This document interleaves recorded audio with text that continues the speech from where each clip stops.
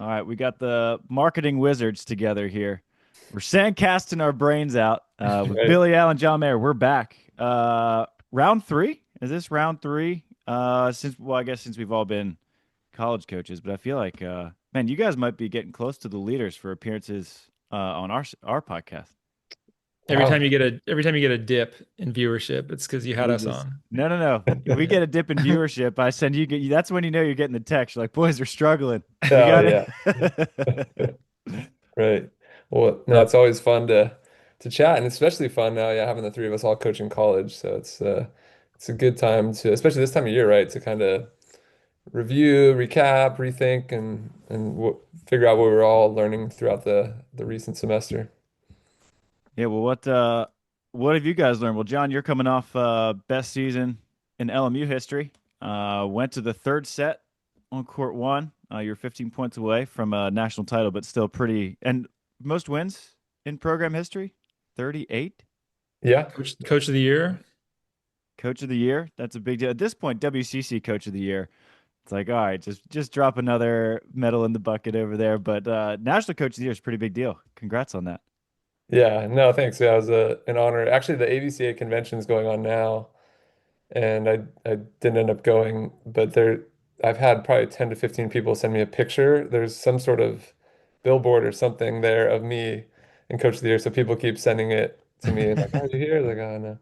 But no, it's a great honor, and there's so many good coaches, and I mean, like I think anybody who wins Coach of the Year, they end up having a lot of things go right in terms of staying healthy, having the right recruiting class, having the right people around them, and a lot of that came together for us last year, which was awesome, but that feels like the distant past because we lost a lot of those players and now we're young and trying to figure it out and back at it. But no, it's fun to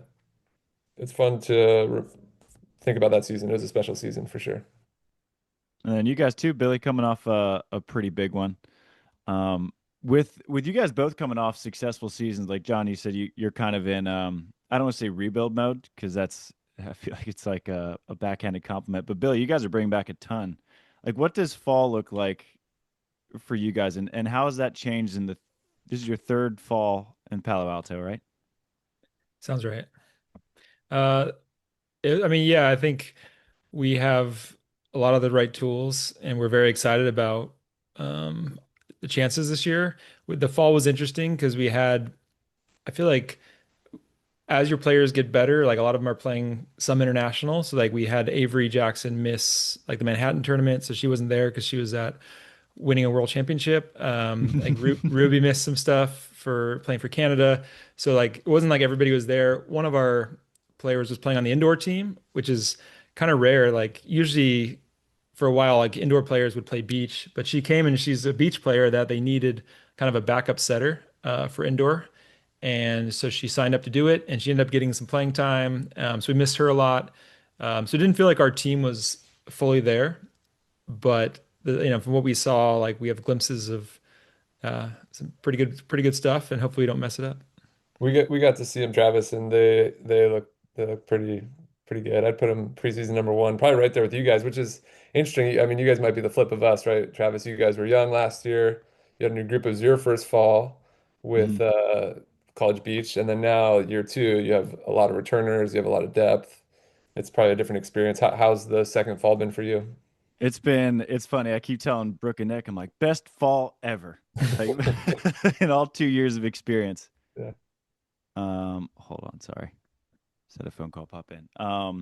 But it's been great. It's so much different because last year we moved to Tallahassee in October, and so I didn't know any of the girls really until like you don't really get to Mm. know them until like March. You start to build a pretty good rapport and relationships with them. But then coming into this year, we only graduated one starter from our Gulf Shores 10. And so you come back, you have like almost everyone coming back, and you have those relationships, and it's just so much better where you walk into work and you actually know everyone you're gonna go see, and you have good relationships with them, and beyond that, you just know them on a personal level. Like they're all. One of our girls just texted because her middle name's Honey, her name's Harper Honey, and she is Oh, in Atlanta right now, and she texted me this bakery that's called Harper Honey. And so you Mhm. just get like little things like that. I don't know, when you know the players so much better, it just helps you coach them better too, because you kind of know how to reach them. And so, and having them back at such a high level too, because we added three really high level transfers too. And so it was really fun being a part of a really high level group, and knowing everyone, and also just having a stronger relationship with Brooke and Nick, where we used kind of last year, and Bill, you can probably speak to that when you got in at Stanford, as sort of like feeling out who's best fit to coach who, whose role is what. And and they live right down the street. So as soon as I get back from work, like our kids go play and we're still hanging out. And so it was just a great way to build relationships last year and be comfortable this year. How do you guys divvy it up? Do you work with the same players or do you jump around a lot? We'll do what we've found that we really enjoy doing is breaking everything up into small groups where if we have, say, 18-ish healthy players, Brooke will take six, Nick will take six, I'll take six. And we might do it where we sort of swap them Monday, Wednesday, Friday. So we'll each get a different group of six. And then Tuesday, Thursday, the whole team will be together. Some Mhm. days I'll take blockers, Nick defenders, Brooke will be doing offense, or sometimes Brooke and Nick will switch, and we'll divvy it up that way. And we asked the players at kind of our end of year meetings what they like, and they all loved the small groups. So that's kind of how we've done it. And then when we do the big team practices, Nick usually presents the practice plan, and then if we kind of have any thoughts or tweaks or anything, we'll go through it. But the small groups have been it's really fun. I know we said we were going to get into different topics than we have, but I can't help myself from going down the ecological stuff. But Yeah. how did it feel? Like, do you feel more emboldened in year two, like where like I can go for it, or is it more like, oh, I know how things work here, so I need to adapt how I do it? Like, how did you feel in the second year, especially when you're doing the small groups and you get to run it? Is it like, yeah, more creativity or safe? I don't know, like how's that been? It's a little bit of both. Where like I like experimenting with and just kind of trying stuff. That's just always the way I've learned. And so when it comes to practice drills, I'm like, hey, I just thought of this on a walk this morning. You guys up to try it? And they're usually pretty into try it because for the most stuff, like the ecological drills we try to do are game based and pretty fun. Even if sometimes like they're asking you to do some weird stuff like you got to do this with one hand or whatever, but I think with how well we developed last year, just trying different stuff like that, we've all felt more comfortable just sort of experimenting and trying different drills. So I've felt pretty comfortable, and now I feel more comfortable with it. I was actually thinking like just having an infant and a toddler in the house were like my last 2 years as far as coaching. I felt more like an infant where it's just like being just sort of like picked up and walked around everywhere. And then now as a toddler, I'm like, I have some thoughts on things. I might not be right about most of them, but I'm going to try them and we're going to see what happens. Well, a toddler would say, I am right. Even even know you're right. Yeah, so I might think I'm right, and then I'll do the drill. I actually had because I planned I would do a couple practice plans during the fall, and one of them I was like, that did not go how I thought it was going to go in my head, and I was like, sorry, I thought that was kind of that one kind of bombed. And Brooke was like, Yeah, actually, I thought it went pretty well. Like I enjoyed it, but it wasn't. It just when you think of a drill or a game, and you're like, dang it, I thought in my head that went way better. You'll have a couple things like that, and they're like, all right, we'll just scratch that one out or modify it. all the time. I mean, that's started part of learning. I mean, that means you're pushing yourself as a coach. If you're not feeling some of that, then you're stagnant. What do you What? guys what do you guys think makes it bomb? Do you think it's just confusing to them? It didn't get what you were looking for? Like, how do you know if a drill doesn't work? It's a weird thing for me, and John, you can jump in, but I think energy, like when Mhm. there's no buy-in from the players, and they're just kind of they don't want to do it, and you can tell that they're not invested in it.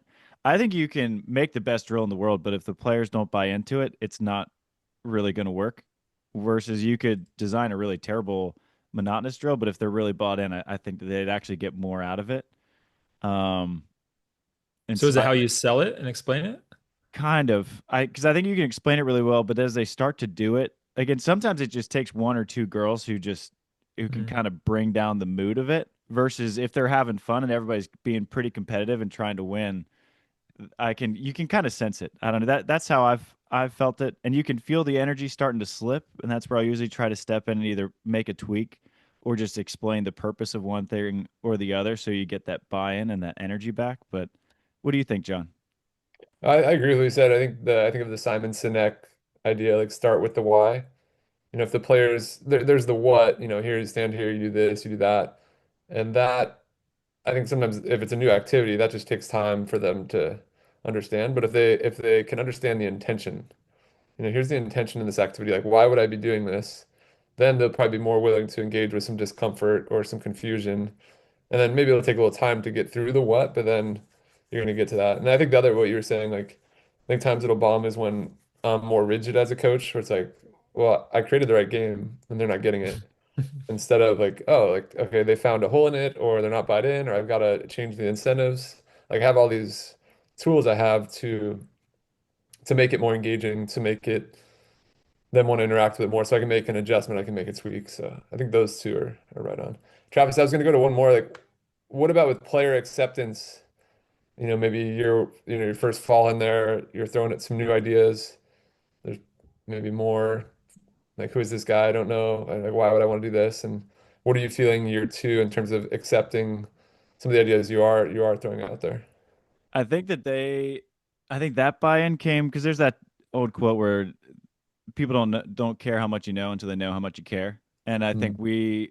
me and Delaney, and Brooke and Nick have gone pretty far to show them that we care a lot more about them as human beings than just volleyball players. Whether it's just having them over the house for home cooked meals or whatever it may be, or just playing card games on the road and just doing non volleyball stuff where it just develops that trust where if I come up with something relatively unconventional or I can have kind of a tense conversation with them and challenge and push them, they know that whether they agree with it or not, that it's all coming from the right place and that we're all striving towards the same thing. So I think that actually came around a little bit quicker, and maybe because our team was so young last year, and that we had I think 9 freshmen, something like that, where there wasn't because they're coming into a new environment too, and they didn't really have much previous experience at that level, and so they're thinking, well, college coach, we're just gonna listen to whatever they kind of say. Um, but I mean, even with our older girls last year, it wasn't super difficult. That came around quicker than I think I expected. That principle, I had to kind of relearn that idea of like if you build trust, you could almost get people to do anything. I mean, not anything. Hopefully, you're doing things that are evidence-based and that are effective, but you're going to get way more engagement and interaction when someone builds trust. And I had an example of it. We have an awesome consultant he helps with some of our movement and our sand workouts. And he's been a part of our program the last couple of years, but he would only come for the 30 minutes of the sand workout like twice a week. He'd just show up and super creative guy, Tommy Alligood, he's the man. And we would have these just creative warm-ups and really like well thought out movement sessions, and there's just a lot of skepticism. Like, what is this? I don't know about this. Because there wasn't, I think, one, maybe the credibility or the trust with him. Like, who is this guy? I don't know him that well. And then last year, like, he came to Gulf Shores, and then this year, he's really spent more time with some relationship building. And we're doing the same wacky activities and the same creative things, but because there's a deeper sense of trust in him, you just saw the engagement go up so much higher. And I think it just highlights that principle, like build trust, then ideally do things that are evidence-based, but you have much more opportunity to get engagement and buy-in for whatever sort of methodology you're going to use as a coach. Yeah, and it's kind of that capitalistic mindset too, where it's you can get anything that you want so long as you help other people get what they want. And if you're helping them become, if what they want is to be the best volleyball player possible, or to win a national championship, or to get on, or to start for Florida State or LMU or Stanford, if you're helping them get that, then they're going to help you get what you want, which is to make it easier to coach them. And so I think it's just if you build that relationship and trust it, it goes such a long way. Mhm. I think also some of the buy-in comes after the drill. Like maybe you explain an activity and there's some skepticism. But then if you can highlight parts in the game where they use it or like comes to fruition, I think just then it becomes like, oh, this actually does transfer, or this does, I should be working on this because it is realistic. I think it doesn't just end after you explain the demo. It is the best. It makes my heart so happy when we do a drill and a player maybe has some reservations about it, and then we get into gameplay and it happens on like point two, Mm. where it comes in handy. I'm like, that's it. That's why we did it. See, I'm a genius. I was right. You go see the affordance that I unlocked for you. Yeah. Have you guys have you learned anything new? Any new topics you guys are kind of exploring right now over the off season? John, like when we before Billy came on, we are saying it's kind of a slower time. I didn't know if you were digging into anything new. Uh, I guess sure. There's always something new. We did. I dove a little bit into arm swing. We'll have an episode coming out with Isaac Newble, who is really on top of the biomechanics of developing force with your jump and being able to use rotation to hit harder. And he consulted with our team. He was coming once a week and just helping design some of our weight training and some of our cueing. So it's just picking his brain and learning from him. And I feel like I learned a lot of biomechanics, which is not a strength of mine. And then I think the challenge is like how do you put biomechanics into an ecological lens sometimes? Biomechanics, you can just go, there's one right way to do it, and here's how you have to move. So trying to figure out how to blend those two, where we know there's some effective ways to, use your backswing when you jump, or to form a step close, or to add rotation. So learning a lot, still trying to figure out like the best way to implement it. But he was super helpful and a sharp guy. And one thing I'm fired up, we eliminated. I tried for years to figure out like the classic. I'm just generally anti warm up, but we've made it so small. We've made it like so tiny. And the one thing that I have basically just like gave up on was the throwing. And basically what it is, right, is like they'll throw, and what it is just like social time. It felt like they're not really warming up their arms, and they're actually, because our ball is so big, like they have to use mechanics that are ineffective or like unhelpful for hitting hard and generating force. So you're like you have to have a high elbow, you have to kind of like pike. It's just like it's not great. So it's just I just finally accept, all right, they want to do it in a social hour, like that's fine. I'll give them 2 minutes a day. Like it's my one compromise. Then Isaac was super helpful. He's like, no, get rid of that. Like, just start with swinging. So we have this netting all around our facility. And so this year we just started where they would just go straight into swings against the netting. And, he had a lot of cool cues where they'd start, we'd have them start really like light, like 30% power, and try to be as relaxed and dead as possible. And um, try to make a half moon with your arm swing. Try to have your sports bra face the road. I don't know, just like all these ways to just add rotation or get them to be more fluid with their arm swing. So that was one big area we dove into, but yeah, long way to go with that. But we did see some. I mean, you're always, I guess, you're biased because you're looking for it, but I feel like a couple players, there's some connections that they're able to generate a little bit more power, and hopefully with a lot of this, it's healthier too. Like where there's more. That's like I think if you get power, that's great. But if they feel better and they're able to play more, then that's even more beneficial. The One other thing, sorry, I'm going on too long, but we've been doing a little film study over the break, and I was watching Ana Patricia from Brazil, the gold medalist blocker, and it's something Isaac talked about a lot. This idea of knowing what part of the area or what part of the body to relax and what part to tense. Like that's a really hard part of it when you're jumping and hitting. You need to have powerful legs and a relaxed, like floppy arm and a relaxed torso, like so you can get rotation. So for people to learn how to turn those parts on and to be able to do it implicitly without just saying like, oh yeah, be super stiff here or relaxed here.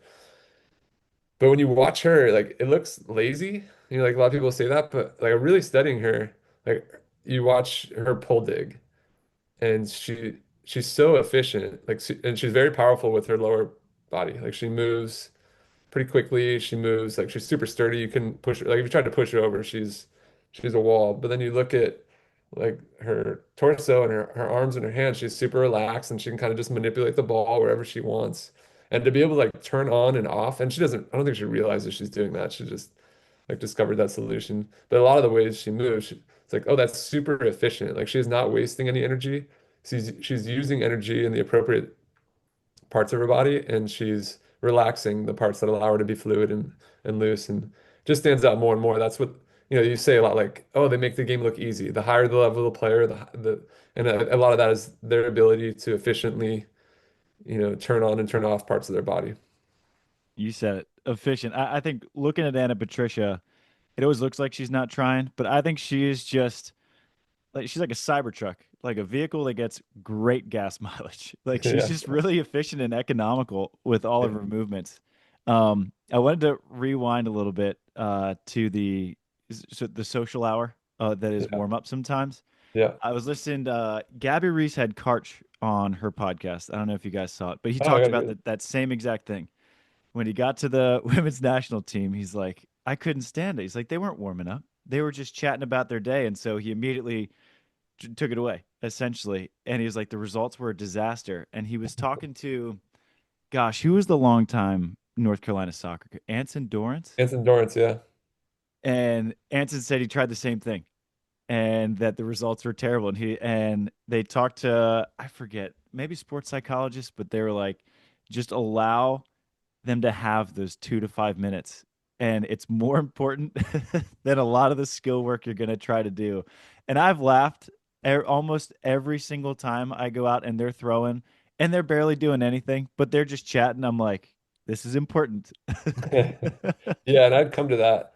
I think now, I mean, my hope is that instead of social hour being where they're having negative transfer, like they're doing things that are potentially harmful or at least not helpful, maybe what we've seen emerge now is social hours when they're putting their sunscreen on. Like we give them a little extra time. They go from weights to practice, and I'll give them a little extra time. They're like putting sunscreen on, they're kind of chatting there. And I'm ready to like, all right, let's go. I'm like, all right, I'm gonna let them give them another minute, and then okay, now we're going to do our swings. So I think that space is important. Just yeah, if we're gonna do it for even if it's just 2 minutes, 5 minutes a day, but we have 132 days as a team. You add that up, that time is valuable, and Yeah. we don't have the Stanford athletes. We got to find a way to catch up somewhere. So maybe that's it. Yeah. You mentioned something that I want to, Billy, we can kind of start with you. You've been quiet down there. Want to get you some mic time. Talking about arm swing, and I've chatting with Miles Partain about this in Pompano because he was laughing and he said you like technically he's like you do stuff that's really weird and goofy, but it kind of works. And I've come to the belief that technique isn't all that important if you get the job done and you're not hurting yourself to do it. I'm curious your guys' thoughts on that. This is a relatively new theory, so I'm not married to it. But like is technique overrated? Yeah, I think there's the idea of technique as aesthetics, like this looks like how it should. And then there's the technique or skill that comes from the interaction and getting the outcome you want. I like what John was saying with like the biomechanics. Like we heard the term, like I like bioabundance. Like biomechanic abundance, like where you have not just one correct way to do it, but you have a lot of different solutions, and maybe they look funky and they don't look like good technique.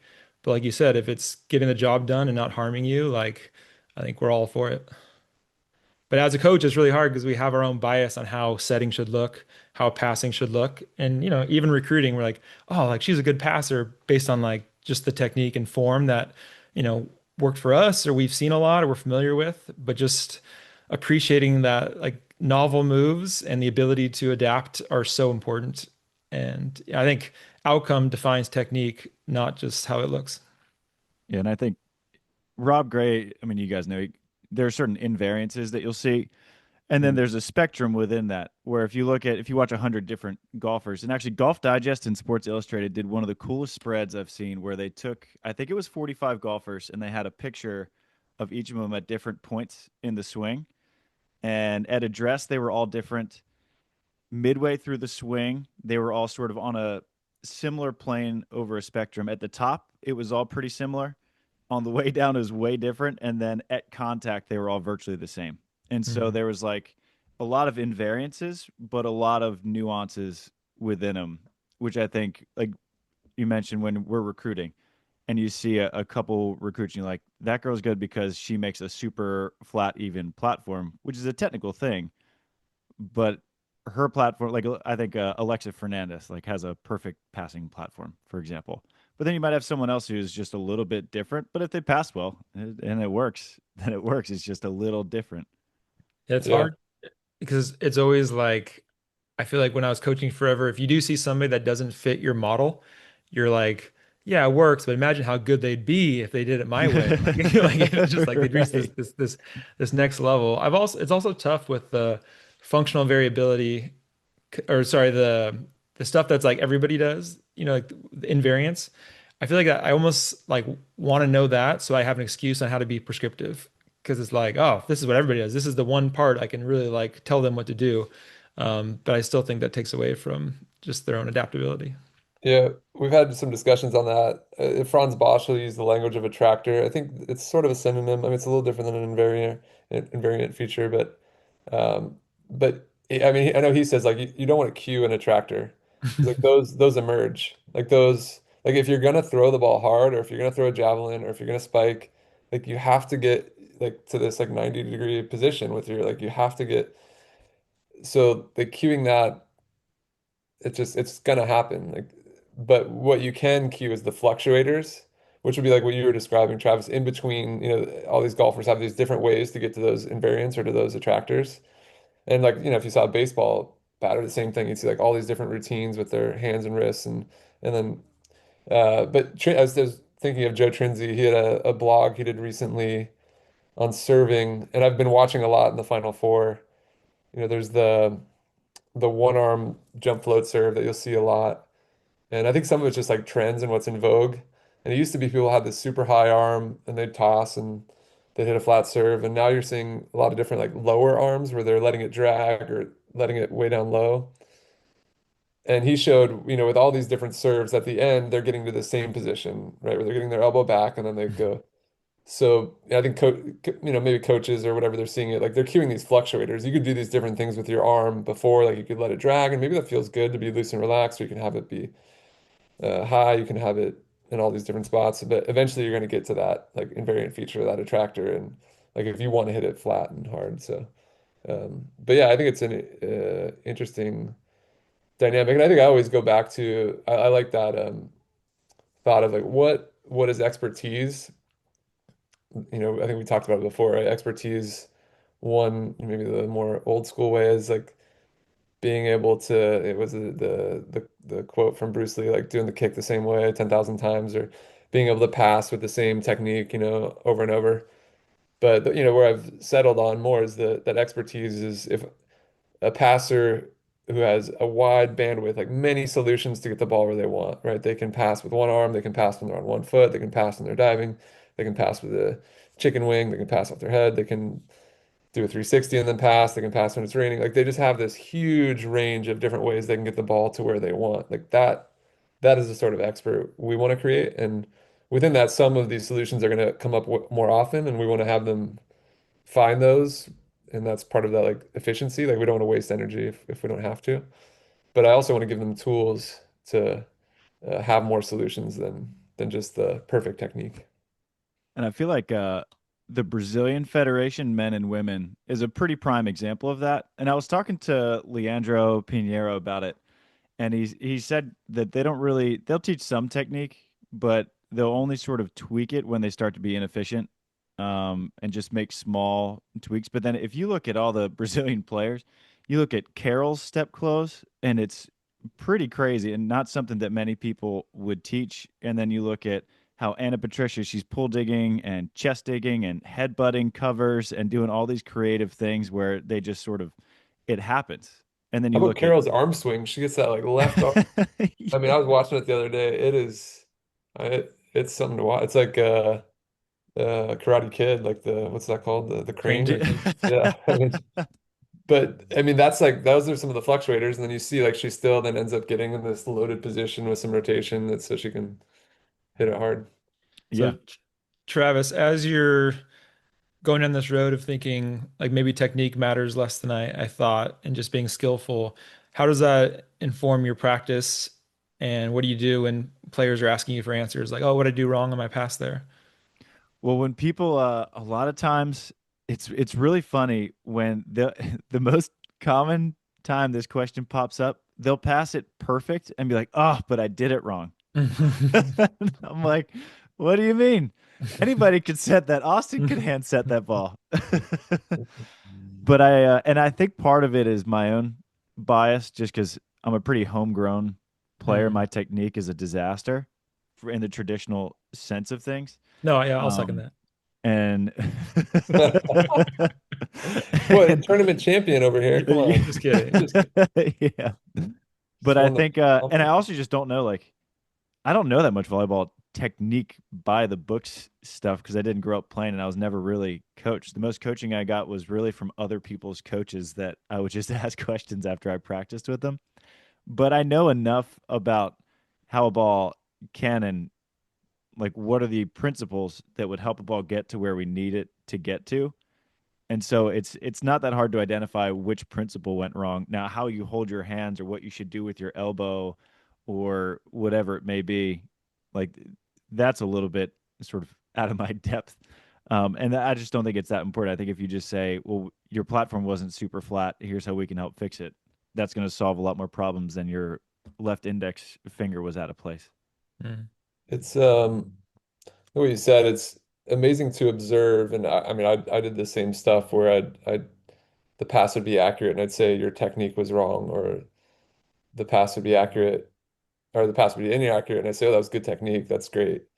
So I was guilty of this, but observing it now, when our freshmen come in to see where their attention is, like for so long, coaches have putting their attention on what the coach wanted to see, and how it's amazing how so many of these are just it's almost like the Happy Gilmore, and Chubbs is doing a private lesson. Yeah, yeah, just use your hips. Like they're not even watching these individual players. They just have a tape recorder of that. Like, how is every freshman that we have come in have the exact same cues of get your feet to the ball, or you've got to angle I just angle my platform wrong. Their attention is on this just same thing that everyone else is supposed to be doing, and it's not on trying to get a kill, trying to pass the ball to a place where my setter can be balanced. So it's yeah, it's just interesting to observe as they come in, just where, and I think that's a lot of coaching is can I give them a clear intention that's like that why, and then can I keep their attention like on it, on the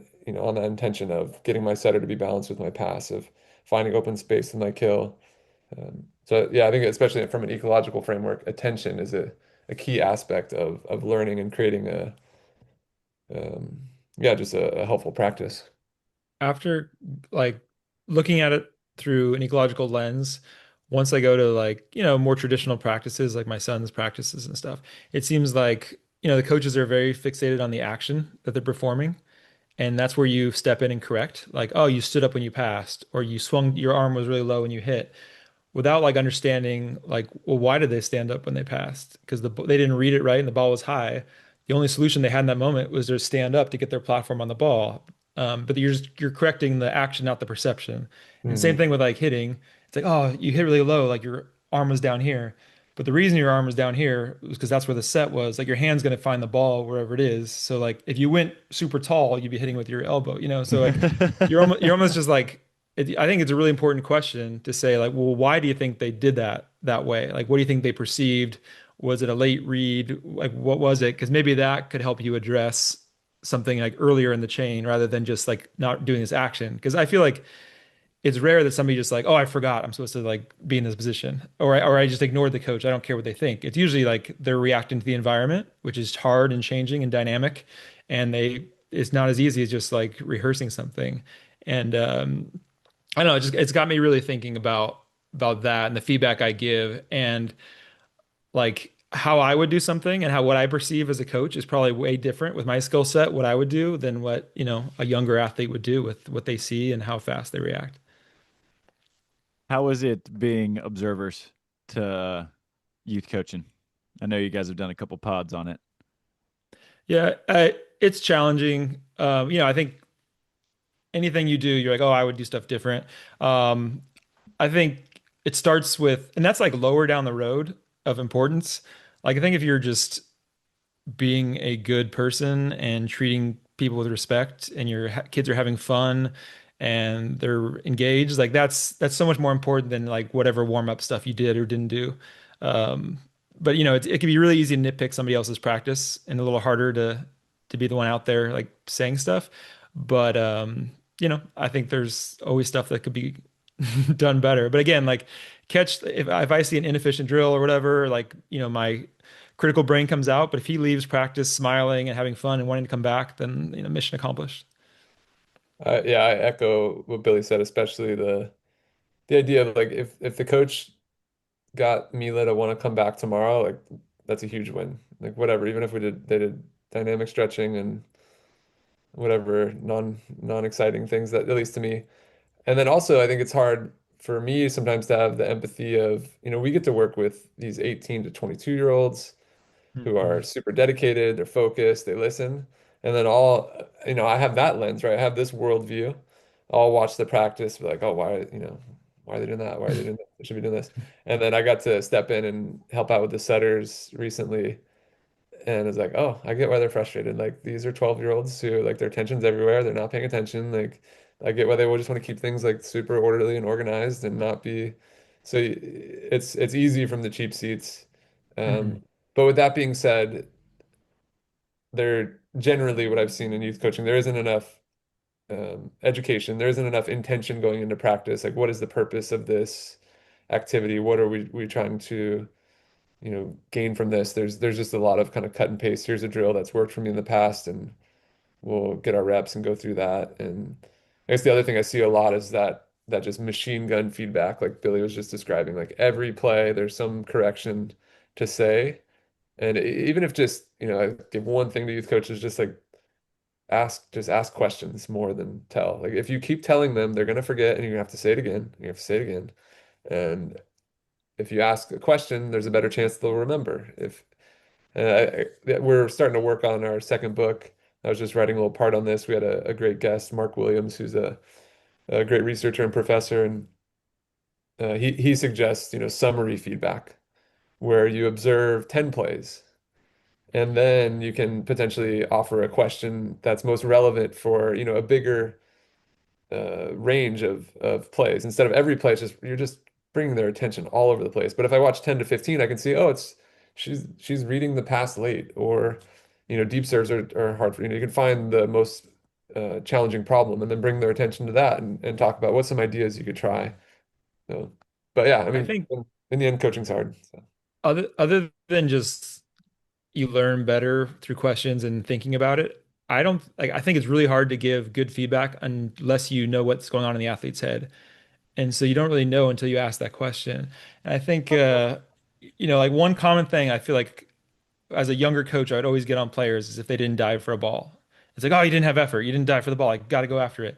But like really, like I think again, you go like, well, why do you think they didn't dive? And it could be a variety of reasons, right? It could be like they were tired and fatigued and lazy or whatever. It could be they didn't read the tip in time, so that would be a different thing to address and give feedback on that. They could be, oh, I was on my heels and off balance. I feel like I couldn't move to that ball. Like there's so many reasons on why something would happen that if you were just like watching, play from the outside, your feedback might not even be relevant. And so I think really like asking them one to help guide their attention and maybe tweak the drill or like draw their attention to more, relevant zones, but also just to make your feedback better. You have to understand like what's going on in their head and their body, what they perceive before you can really give accurate feedback. Is that because that's the second time you brought that up. Is that like a relatively new thing? Not new, but maybe something that you're really focusing on as a coach right now, Billy? Yeah, like I'm thinking about I feel like the last couple years really diving down this ecological rabbit hole has been how do I design a really good practice? And I think, I've gotten better at it and it's fun to think about all these like games you can do that help bring certain skills out or whatever. But then the hard part for me is always, what's my role once the practice is actually happening? And on one hand, I want to be helpful, and I don't want to just stand around watching them. And like I constructed this drill, now go roll the balls out. So just finding like better ways to be helpful through that, whether that's giving better feedback, tweaking the game, all that kind of stuff. I think that's just one thing I'm really struggling at. And our coaching staff is like, how can we be better in practice if we do buy into this more ecological approach where the athletes leading, they're the ones doing the thinking and the problem solving.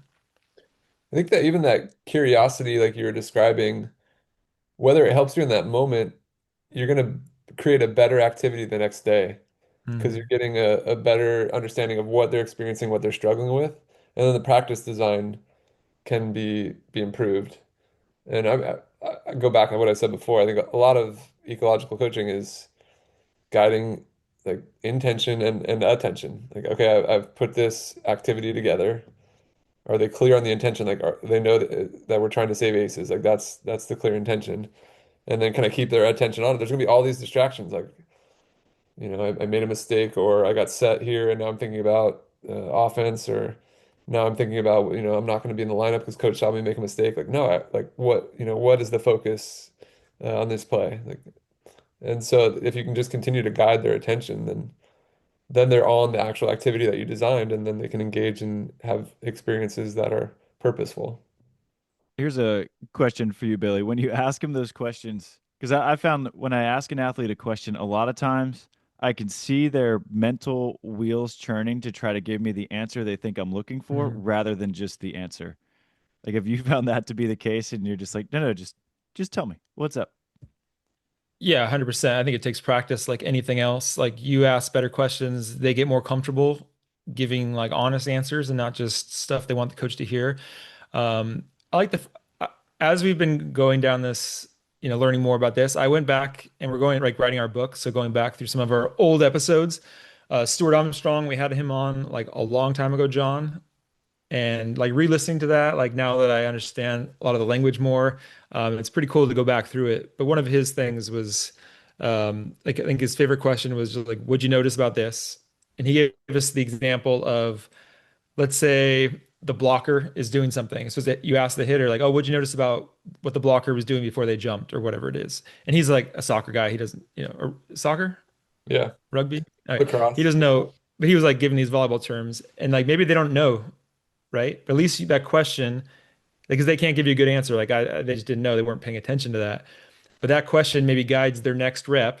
So now they're starting to like be a little more aware of like what the blocker's doing. Or you can actually like help tweak the drill. He gave the example, you maybe go talk to the blocker and say, "Hey, can you make a more drastic, obvious move just to make it, to highlight it and make it a little more extreme so it's easier for the blocker, the hitter to perceive." And then they start, having more like eyesight on that information-rich zone. So that's just something that stood out to me as far as asking the question, one, to direct their attention and maybe get them to think about it, but also makes you help, maybe it helps you tweak the drill to make something more obvious or stand out that you want to work on. Yeah, I think to add on, it's these topics are great because these are like right in line with the book we've been writing. So it's just reflecting on how I used to ask questions. I would quiz them. I had the answer in my head Mm. before I asked, and I knew what I wanted them to say, and then they'd say it, and I did my job coaching, and yeah, great. Or if they didn't say it, it's like, no, like what? But when you truly approach it with curiosity, I think it speaks to what we originally said. If you don't have trust or a strong relationship, then they're going to want to answer and be safe and not answer like as accurately or as honestly. But if you, and we had a recent, we haven't put it out yet with Casey Kreider and Andy Bass on psychological safety. And if there's a psychologically safe environment, which means, you feel like you can be honest, you can be the individual you want to be, you feel like you can be heard. There's going to be, back and forth, direct conversations.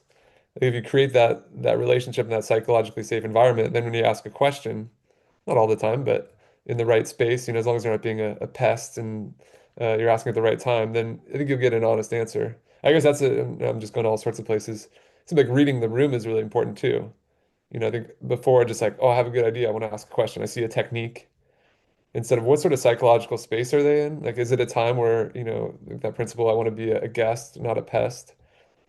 Or, are they should the question be around like, oh, it seems like you feel a little frustrated, just more an emotional check-in and helping them kind of do what we do, like a weather check of your emotions.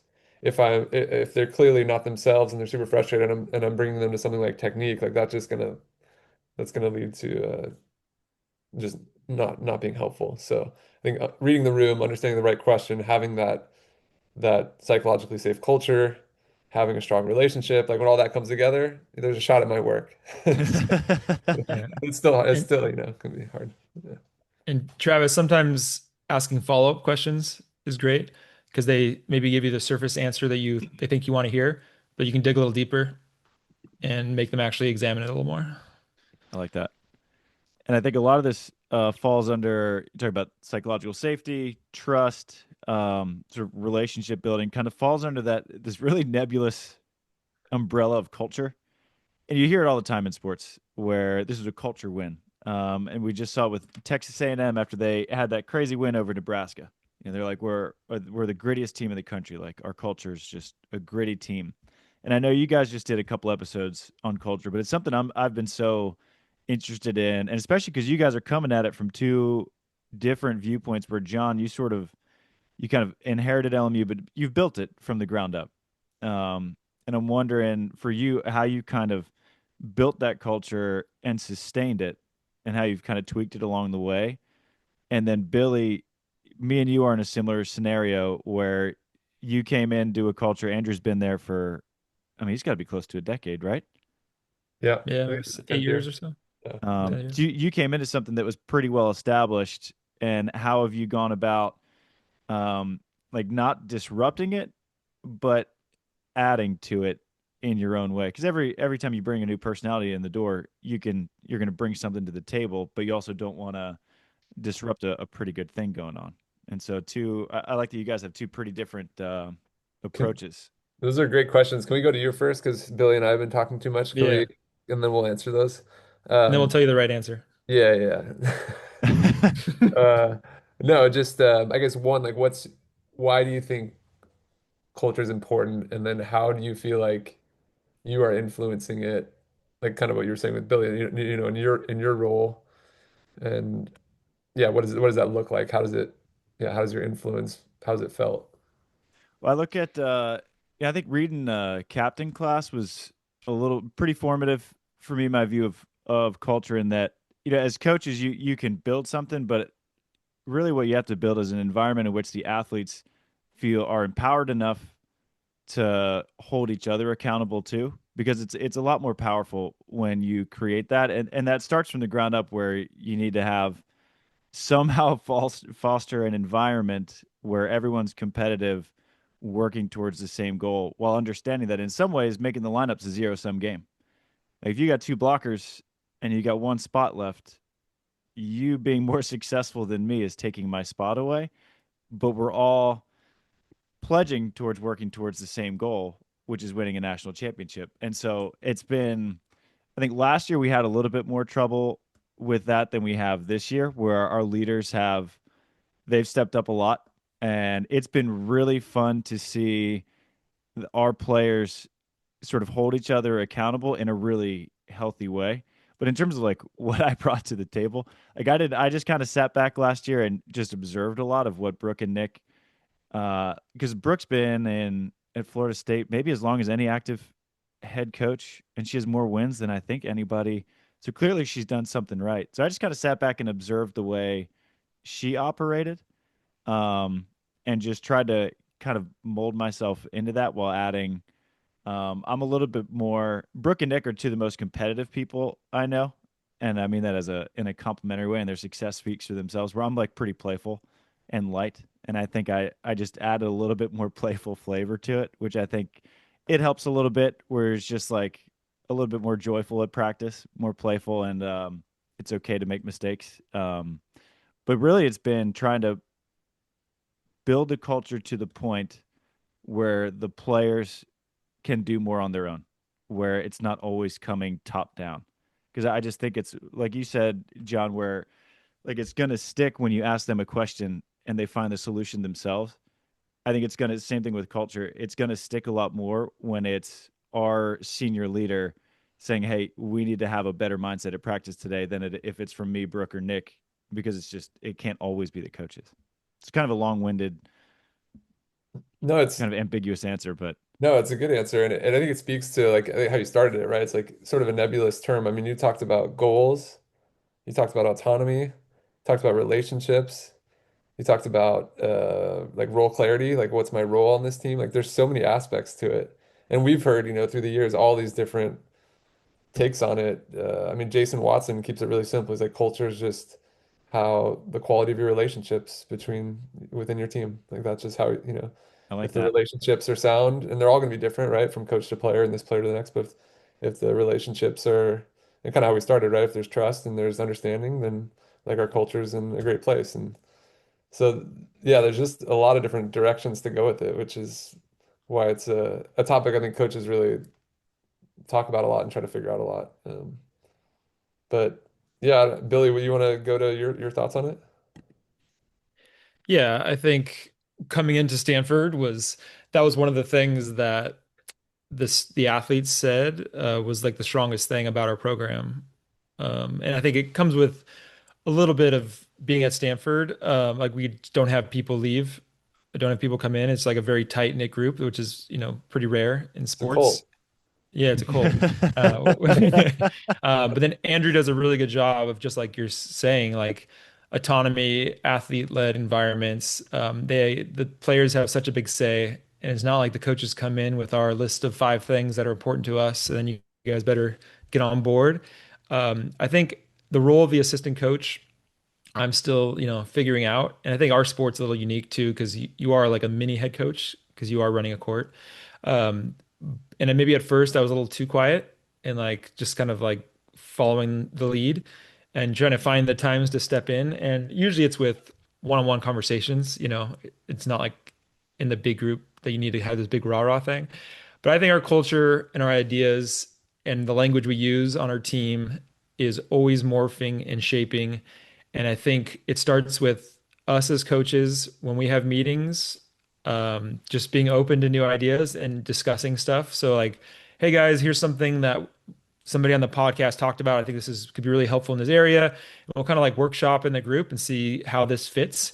And then like talk through it, see the benefits, and then sort of becomes the language of how we talk to the athletes or in our program. But I think having that meeting first is important rather than if I just spring stuff on at practice or in games that like the other coaches haven't heard about, then you're not on the same page. So kind of like that workshopping and coming, as a program, like this is kind of the stuff we like that we're going to talk about. I think is important. And maybe if I was a head coach, I could just do whatever I wanted. But I think as an assistant, kind of like, talking through and workshopping as a team first. But I think that workshopping is, happens in every player meeting too. Like a player comes in to talk about what they're struggling with, maybe from like the mental side. Maybe that then we talk to sports psych and we kind of find a new lens or different ways to be helpful so that like how we believe in stuff and how we talk about stuff is always changing and shifting and morphing. And I think, one of our, I guess, culture cues would be adaptable. And I think as a program too, in our cultures, I think adaptability is important. I think we're always trying to do stuff a little bit better, and that permeates with, how we play, but also how we upgrade our language, change our drills, and all that kind of stuff. That's cool. The idea of the culture is alive, right? That it's changing. I think that's a key point. And then you were saying, as an assistant viewing it, is it similar to like when you're watching catches practice? You're like, oh, I would do it like Ah, this. man, I would do this way different. No, What's the thing? I would think at a lot of programs it is. Andrew is very open, and I feel like there's nothing that if I was like Andrew, I think we should do this, he would like wouldn't do. So I think I don't have to hold my tongue. I think Mm. my role as a parent is going to be way different than my role as an assistant coach. And if I think something could be better, it's my job to voice that and to, have evidence and arguments why. And I don't think there's anything we're doing that I don't like that I would like, if only I was head coach, I would change. I think I would fight for it. And, Andrew, Joe, like it's a very collaborative environment. And so I feel like, we're heard as assistant coaches. once we stop recording, you can be honest, but I'll tell you that's the truth. the easy answer. Thanks for that. What about you, John? How do you, I guess, as the top dog, you come Yeah, in? big man. Yeah. Yeah. No, I don't think of things like, oh, this goes into the culture bucket or we're culture building, or I just don't, we're gonna put this culture matters on the wall or on our t-shirts and culture. And I never did from the start. It's just like, let's just try to do things as well as we can and see where we end up. And and now just reflecting on it, right, you can go, oh, I guess that fits under that nebulous bucket. But I was and I think a lot to what you spoke to about language. I was just listening to one of my favorite thinkers, the historian Yuval Noah Harari. He was talking about, he wrote the book Sapiens and many others, just talking about language, how language is just really what separates us from all the other species and our ability to tell stories and our ability to communicate language to big groups, right? That's, why we're different from all the rest. And it just speaks to it's like how important it is and how important, like how human an aspect language is and how it shapes, whether it's political culture, whether it's within our team, the culture, it's just such a big deal. So I think just the intentionality with it and you think about, okay, what are the things that matter to us? The ecological approaches, we're trying to create an environment of exploration. So we use that a lot, have up on the whiteboard practice as a search. We do games and activities. We don't do drills. We call a part of practice an exploratory lab, So like all this language around it, we're uh we're creating a culture of hopefully exploration, right? Of people searching and trying to explore and find new ideas. And then, okay, what else matters? For us, learning is huge. This idea of growth mindset. So I ask for feedback a lot. The players submit anonymous, and also they submit feedback directly, face to face. We have all this language around learning that um, things like, you haven't got it yet, or what haven't you tried yet, or, can you seek some novel failure so you can learn something new? And we celebrate it. Like when someone tries something that's uncomfortable, like we celebrate novel failure. We're excited when someone, not just when they have a breakthrough, but when they are attempting, we're trying to build this 1 foot serve and it doesn't go great, but like we celebrate that you went for it. And we also acknowledge, I think it's important to acknowledge when there are those breakthroughs. It's easy to go really task oriented. Okay, you got that. Now let's focus on this task, but to celebrate growth and to recognize the challenges and the things that went into it. And I think that like I think of another big bucket of autonomy is big for our culture. So lots of collaboration, lots of question asking. The idea of like we really want, and I think that speaks to psychological safety of do people feel safe enough to be the unique individual that they are, Hmm. both as a mover, but as a human? Like, do they feel like they can speak up and do they feel like they can add their unique perspective, their language, their culture, their path in life into who we are? And that's what I hope people feel that, and I hope people feel safe enough to be the unique person they are. They don't feel like they're trying to fit into a box like our personality type. But I think if we create a psychologically safe environment, then there is that uniqueness, that individuality. And then one other I thought I just would throw in, I think what Travis was speaking to, and it's a real challenge, and maybe Billy, you can chime in too. Like when you have these hard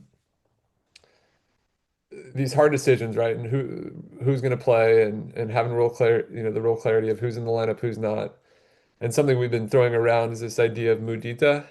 And we recorded this episode. It'll come out soon with the softball coach at Alabama, Patrick Murphy, who's a legend. He's been there 30 years, won national championships, and he has this idea of Mudita, which is the opposite of Schadenfreude. Schadenfreude would be, I'm excited when someone fails. Like when Stanford loses, I'm like, yes, that's good. Phew, good.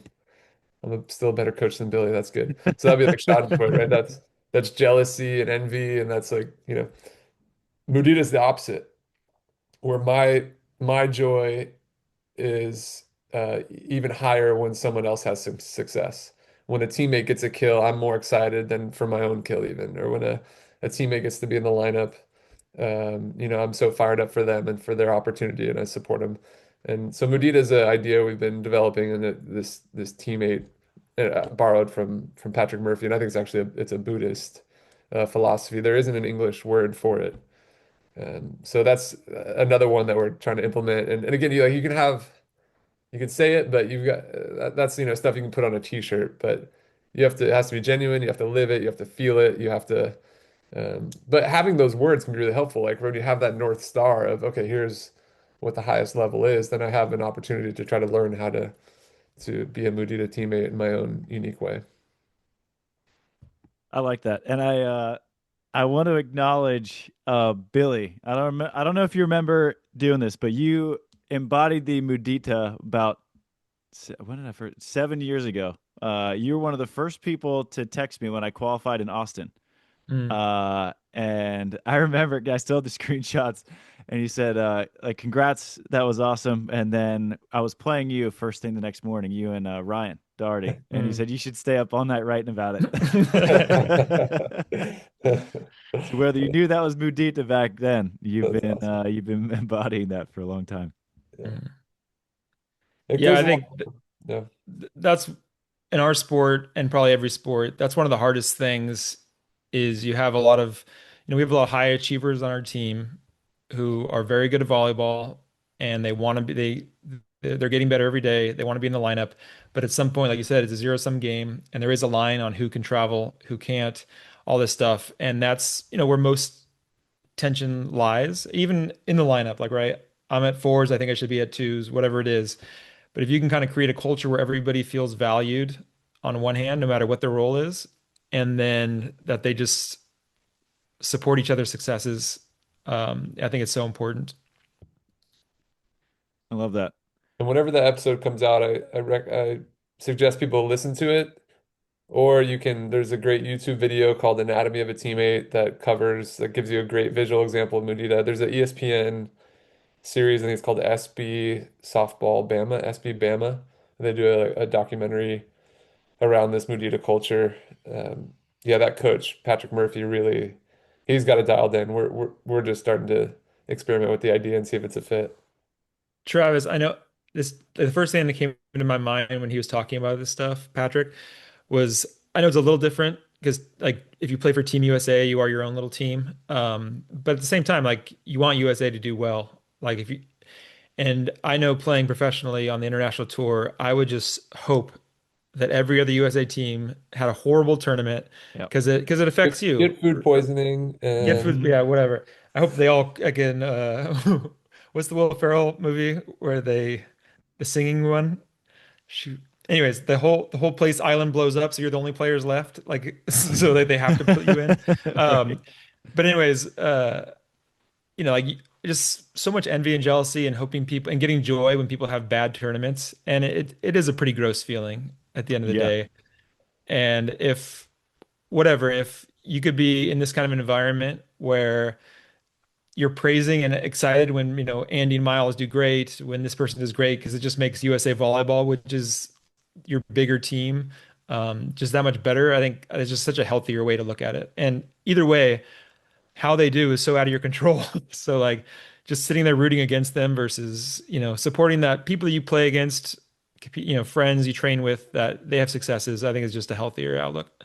Way better. And that's what Try talked about it all the time, where he just I always hope Try lost. And when I sat down with Stefan Bormans in Ostrava, and him and York made their big breakout in Cancun, and I forget who it was, either Try and Trevor won, and they were going to play Bormans and DeGroot, or Jake and Tay won. One of the I forget. And the Bormans said that the other USA team was just like, "Here's the scouting report, go get them." And it is. It's just like, especially with the way with when it was country quota system, oh yeah. and you're fighting for stipends, where it's only top 12. Like it was pretty cutthroat. And he's like, I hated it. Like I couldn't Mm. watch because it would like I hated the way that I felt watching it, where I'm rooting against Trevor or Taylor, these two guys I've grown up with my whole life. And so he's like, I've never watched, I can't do it. And see, it's that's a hard part about it.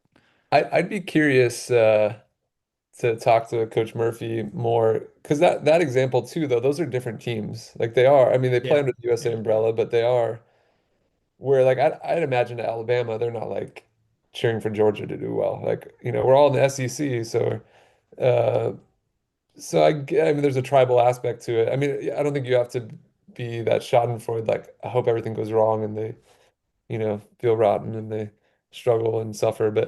But I get like the idea of maybe I mean there's this Mudita idea. Maybe it's not I have to feel good about, if I'm Alabama, Georgia doing well, but my emphasis is on the players within our organization being the best they can be and being excited about it.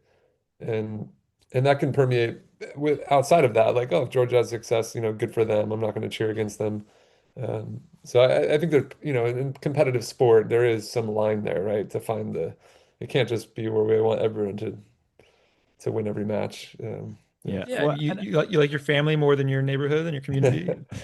Yeah. I think that I guess that's the distinction. Like, doesn't I think Mudita maybe can go from instead of like cheering against people, and I think more of a Buddhist idea, right? You're accepting it, you're honoring it, you're, you know, maybe having some compassion or excitement for somebody.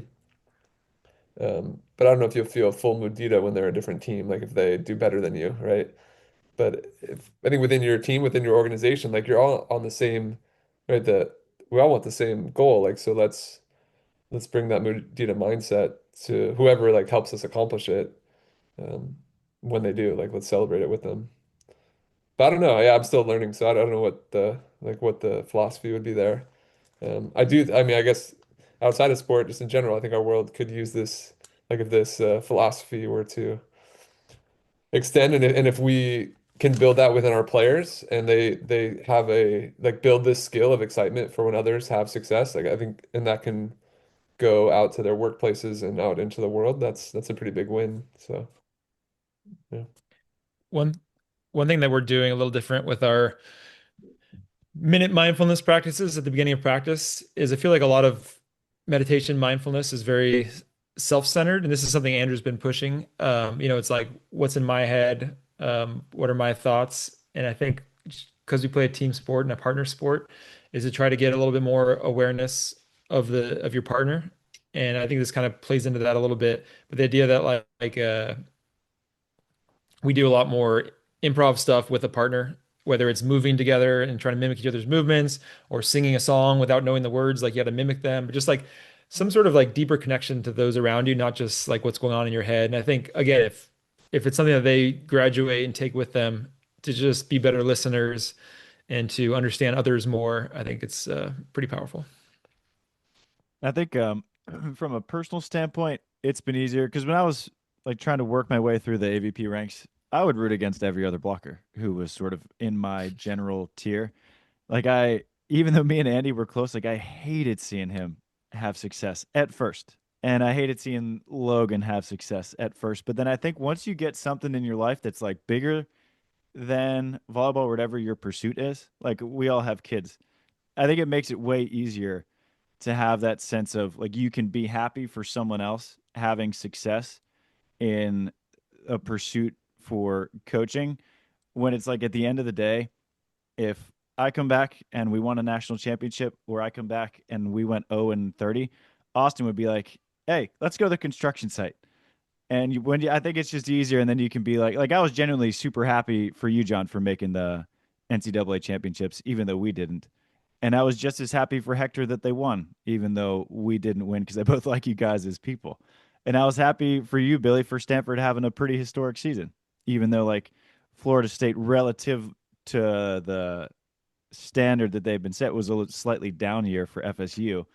And a lot of that we were so young. But I think when you have something that's way bigger than say volleyball or whatever your job might be, I think it's easier to be able to be happier for other people having success that might not be your own than it is when like that's your everything. And I'm mindful of that with the girls because for them a lot of times like volleyball right now is one of their biggest things that they have.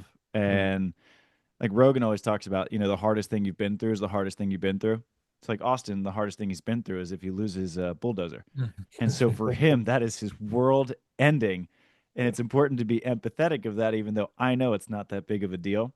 And for them, losing their spot on the fives is one of the hardest things they've ever been through. And I think it's important to Mhm. be mindful of that. But once you get that bigger thing, I think it just opens up those pathways to being feeling genuine happiness for other people's success, even if it comes at your own expense.